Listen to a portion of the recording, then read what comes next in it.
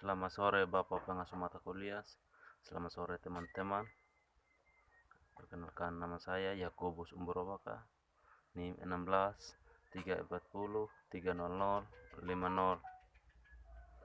Kelas A reguler sore semester 9. Mata kuliah kajian seminar masalah-masalah sosial. Baik, di video kali ini saya akan menjelaskan hasil review saya dari tugas buku ke-10 mata kuliah kajian seminar masalah-masalah sosial dengan judul Sudut Pandang Masalah Sosial. Yang pertama, studi tentang masalah sosial. Subjek yang tercakup dalam buku ini sudah familiar, hampir terlalu saya kenal. Setiap orang memiliki sikap tentang aborsi, kemiskinan, narkoba, dan lainnya. Masalah yang dibahas di sini. Justru karena topik-topik ini sangat akrab, mereka sering tidak dipahami. Kurangnya pemahaman ini terjadi terutama karena semua penafsiran peristiwa dapat diterima dengan mudah. Mereka adalah akal sehat.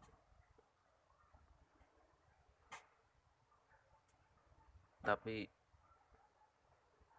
mengandalkan penjelasan yang tampaknya sebenarnya tidak membawa kita terlalu jauh. Masalahnya seperti yang diamati oleh Ramdal adalah bahwa untuk setiap penafsiran akal sehat biasanya terdapat pandangan yang berlawanan yang sama-sama masuk akal bagi mereka yang mempercayainya. Sebagai salah satu pemburu sosiologi,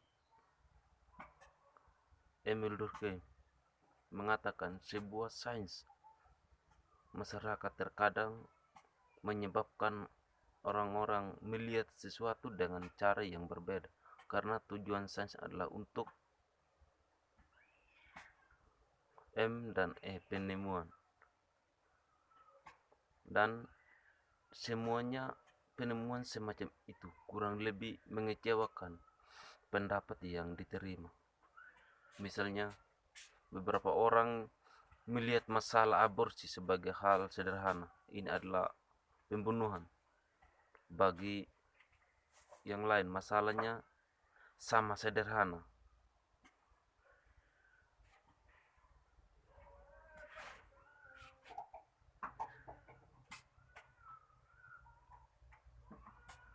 Danny Kaufman berhak untuk mengontrol kesuburan mereka dan karenanya membuat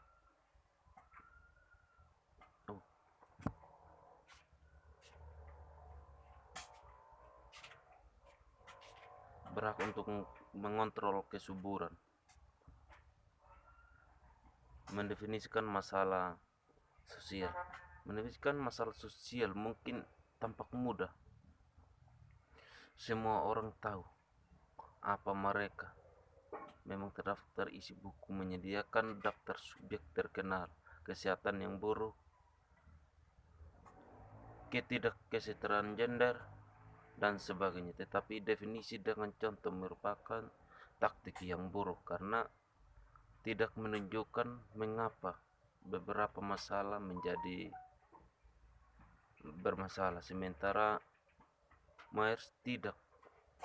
Fakta ini penting karena mungkin yang mengejutkan, tidak semua kondisi berbahaya diakui sebagai masalah sosial. Pertimbangkan bahaya yang ditimbulkan oleh pengguna narkoba dan pada tahun 1995, hampir 12.000 orang meninggal karena penyebab terkait narkoba. Hanya beberapa antaranya terlibat saat ilegal. Obat-obatan terlarang seperti heroin dan kokain dikaitkan dengan kejahatan yang menghabiskan jutaan dolar masing-masing tahun. Mendasarkan penilaian mereka pada bukti semacam itu, banyak orang menyimpulkan bahwa narkoba merupakan masalah besar di Amerika Serikat. Tingkat bahaya. Kehangatan datang dalam berbagai bentuk. Orang bisa terluka secara fisik, mereka bisa kalah uang atau kekuasaan, nilai moral mereka dapat tersinggung, atau lingkungan di mana mereka hidup dapat direndahkan. Namun, dalam setiap kasus, bahaya harus merupakan situasi yang tepat bagi siapa dimensinya dapat dideskripsikan secara akurat. Dimensi yang menyatakan bahwa narkoba atau mobil merupakan masalah harus menunjukkan sejauh mana penggunaan obat dan mobil dan konsekuensinya. Idealnya, seperti yang saya tekankan, deskripsi seperti itu akan memeriksa data historis dan internasional. Meskipun demikian, hanya menunjukkan ketidaktepatan bahaya tidak cukup, seperti yang diungkapkan oleh evaluasi yang berbeda tentang penggunaan mobil dan obat-obatan. Tidak peduli berapa objektif dan data tersebut, beberapa kondisi yang menghasilkan relatif sedikit kerugian didefinisikan sebagai masalah sosial, sementara yang lain menghasilkan lebih banyak kematian dan kehancuran. Identifikasi dan pengakuan politik. Pengenalan masalah sosial membutuhkan penilaian yang bersifat subjektif. Oleh jumlah yang signifikan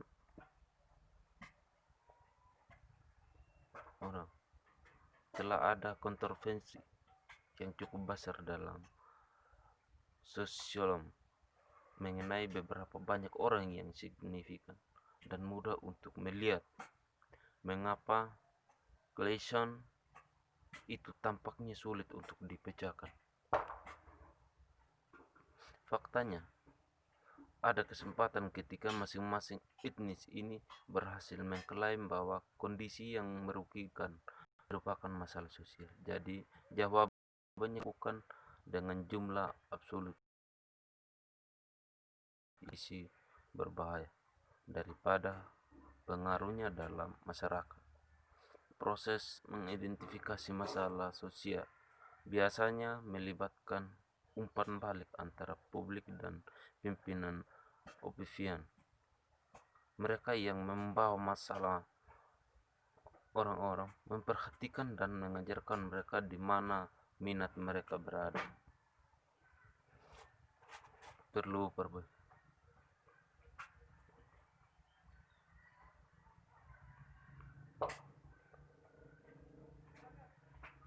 pervasive fences, masalah dan sosial mencerminkan harapan untuk masa depan. Merasakan bahwa hidup kita dapat ditingkatkan.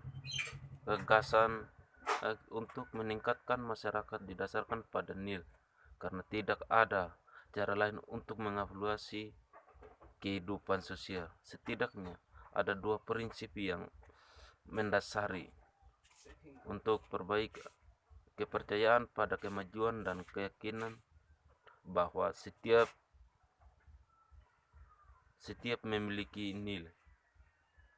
Pengaruh ini, unsur-unsur iman sungguh telah menjadi dasar budaya Western selama 2 milenium. Meskipun seringkali tidak disadari, tindakan yang diambil dalam kaitannya dengan nilai-nilai ini telah dampak ganda dari waktu ke waktu. Mereka mengarah pada solusi dari beberapa masalah dan kreasi orang lain. Kata seorang pengusaha lama adalah produk kami yang paling penting. Ini bisa jadi matlo. Gagasan tentang kemajuan adalah metafora. Tentu saja cara berbicara tentang meningkatkan kehidupan kita. Pertimbangkan betapa jauh lebih baik kita saat ini daripada di masa lalu. Hanya sebagai hasil dari kemajuan teknologi. Memahami masalah sosial. Kita hidup di masa yang tidak nyaman. Orang-orang melihat perubahan moral tentang kehidupan dan terapung-apung. Mereka melihat keluarga putus dan khawatir tentang kultur, tentang budaya.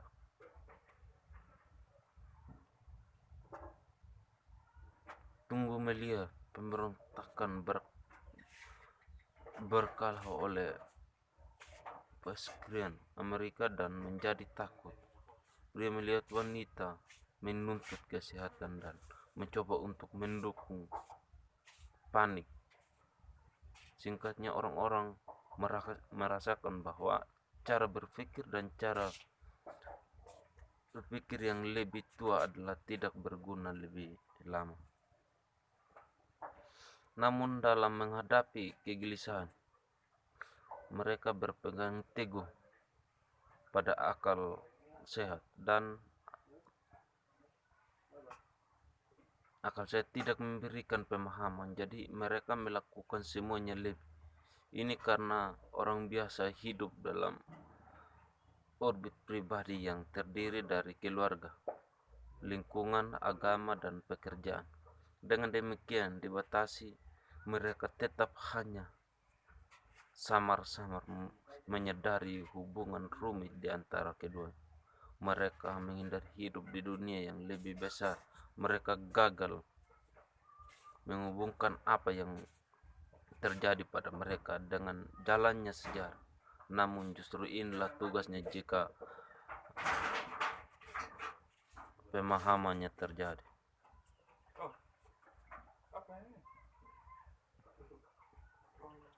Demikian video ini. Terima kasih, semoga bermanfaat. Selamat sore.